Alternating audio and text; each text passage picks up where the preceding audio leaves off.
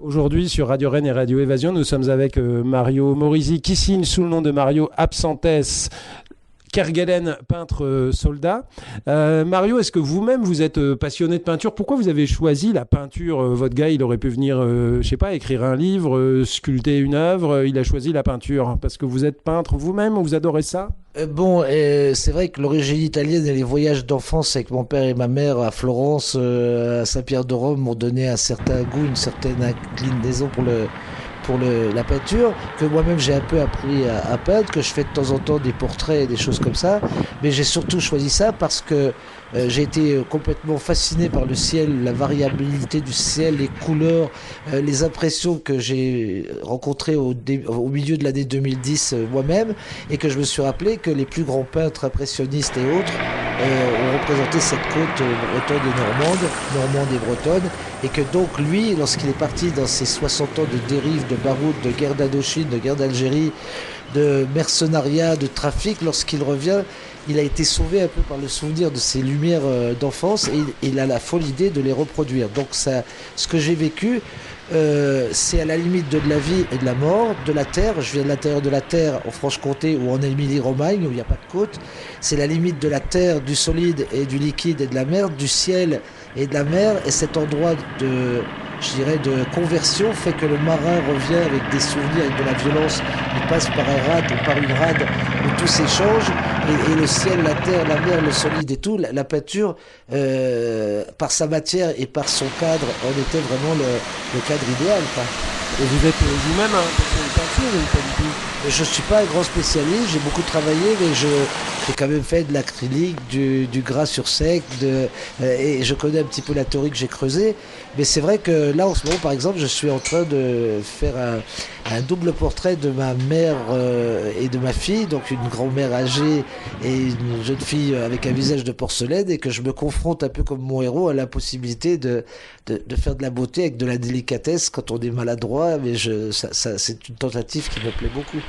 Alors, il y a un truc qui m'a surpris en lisant votre livre, c'est que vous, Kerguelen, vous allez nous expliquer vos mots des impressionnistes, je crois qu'il n'y a pas d'autre mot, alors qu'en général ils sont adorés, adulés, mais vous arrivez à contre-pied. De toute façon, votre roman c'est un peu en contre-pied à tout ce qu'on peut lire ailleurs. Les impressionnistes, alors vous aimez, Kerguelen aime? Non, par exemple, Kerguelen, mais ça n'a rien à voir avec moi, bien sûr, déteste Compis et Conchy Renoir. Voilà, parce que Renoir, en 86, peint des déjeuners sur l'herbe, alors qu'il y a eu la Commune et le massacre de tout le monde dans les rues de Paris. Donc évidemment, cet homme d'action, cette espèce d'anarchiste de droite, il est contre tout, et il n'aime pas ces espèces de nénuphars, de choses comme ça. De la même manière, je dirais que je suis très rock'n'roll, et que franchement, les espèces de petites bluettes ne me plaisent pas, donc ça correspondait très très bien à ce que je voulais transmettre de ma vie à la fiction. Alors, il y a une référence, il y a plein de références à la peinture dans votre bouquin. Il y en a une qui m'a surprise parce que j'avais presque oublié son existence. C'était Folon, qui apparaît 2 fois. Vous êtes un admirateur, ou, je me répète, Kerguelen est un admirateur? Eh bien, c'est-à-dire que le livre est construit comme une tempête en 7 vagues, 7 tableaux, si on veut, mais 7 vagues qui sont plus ou moins longues, qui s'accélèrent vers la fin. Donc, étant donné que des cauchemars de guerre, d'explosion de tête, de commandos qui lui reviennent régulièrement, au point qu'on ne sait pas trop s'il les a vécus ou il les a imaginés, le ramène ensuite à la réalité. Il y a des moments où il y a donc des bulles de vide, et donc cette espèce de monde aérien et irréel de Folon m'a semblé un bon break, un beau musical bridge entre les tempêtes qui se succèdent. Pour tout vous avouer, moi Folon, pour moi c'est les génériques de France 2 qu'on a connus quand on était enfant. J'avais presque oublié son existence. C'est quelqu'un qui a une vraie valeur artistique et qui existe toujours aujourd'hui, ou qui est complètement oublié? Franchement, je ne parlerai pas de valeur artistique, c'était plutôt par rapport aux nuages, à leur complexité lorsqu'on essaie de les reproduire, par rapport à la virtuosité qu'il faut pour donner l'image de quelque chose d'aérien et de fort et de matériel. J'apprécie très moyennement les espèces de trucs gazeux et stylisés de Folon, mais ça me servait bien pour donner une image différente de la représentation de l'univers.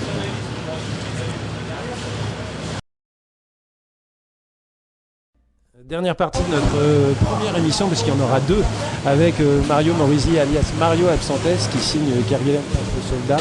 Mario, votre personnage de Kerguelen, c'est une espèce de colosse qui a une personnalité assez complexe, en même temps très mystérieuse, parce que vous le disiez tout à l'heure, souvenir de guerre, etc.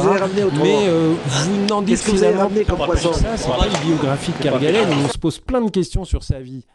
Oui, donc en fait là, le lien qu'on peut faire entre ce que j'ai éprouvé et mon trajet dans la vie et le sien, mais c'est juste une espèce de structure, c'est que lorsque quelqu'un a vécu dans plusieurs endroits des choses dramatiques et puissantes, lorsqu'il chemine à travers le temps, que le temps s'écoule et qu'avec le temps tout s'en va, lorsqu'il atterrit quelque part, retourne chez lui ou enfin un endroit où il peut se poser ses valises, lorsqu'il raconte son passé, est-ce qu'il raconte des vraies choses? Il n'y a plus de témoins, il n'y a plus de souvenirs, il n'y a pas de témoignages, il n'y a pas de preuves.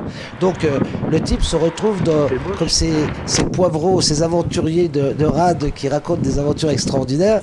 Alors on les laisse parler, on se fout un peu que ce soit vrai ou non. Donc lui, il a vécu tellement de choses qu'il ne sait plus la réalité lui-même de ce qu'il a vécu. Bien sûr, ceux qui sont autour de lui, encore plus. Mais par contre, vous dites que j'ai pas écrit la biographie. Je l'ai écrit, c'est un livre qui faisait 600 pages au début, qui a été réduit à 7 vagues maigres par rapport au départ. Et j'ai à peu près 15 pages de biographie, la vraie biographie qui est au fond, en filigrane, derrière le personnage. Je trouve qu'il a un côté très rabelaisien, Kerguelen, je me trompe, ou il a vraiment ce côté un peu Pantagruel, enfin personnage un peu fort en gueule, personnage d'excès à mes yeux, c'est ça? Oui, alors j'enlèverai peut-être la référence à Rabelais, parce que c'est le gai savoir, c'est Thélème, ces géants représentent un petit peu sa façon de voir le monde. Là, lui, il a un physique hors norme, c'est-à-dire qu'il mesure 2,5 m, c'est un chéribibli balafré, il a un furoncle au milieu de la tête, il a eu des difficultés chaque fois pour trouver des partenaires avec qui rester, parce que son physique est désiré comme un monstre, ou bien alors est repoussé. Donc gai savoir, il mange mal, il mélange tout, il picole de tout et du reste. Donc c'est plutôt le déséquilibre et c'est plutôt King Kong où c'est quelqu'un qui a du mal à... C'est Tyson mélangé avec un type qui est maladroit et qui veut faire un chef-d'œuvre, ce qui est quand même pas facile. C'est jouissif d'imaginer un personnage comme ça avec toutes ses maladresses, parce que c'est tout sauf l'homme parfait, évidemment, Kerguelen. Eh bien, écoutez, ça pose de vrais problèmes. Comment on fait pour aimer ou détester lorsqu'on se retrouve avec quelqu'un qui est complètement atypique, hors gabarit et je sais pas quoi.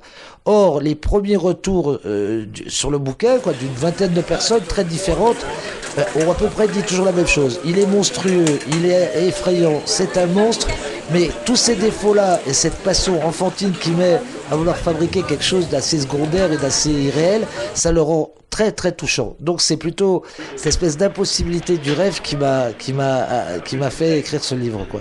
Et vous, quelle a été votre relation avec lui entre le moment où vous avez imaginé le roman, le moment où vous l'avez fini? Ça a été un compagnon de route quand même j'allais dire quelques mois, je crois même pouvoir dire quelques années.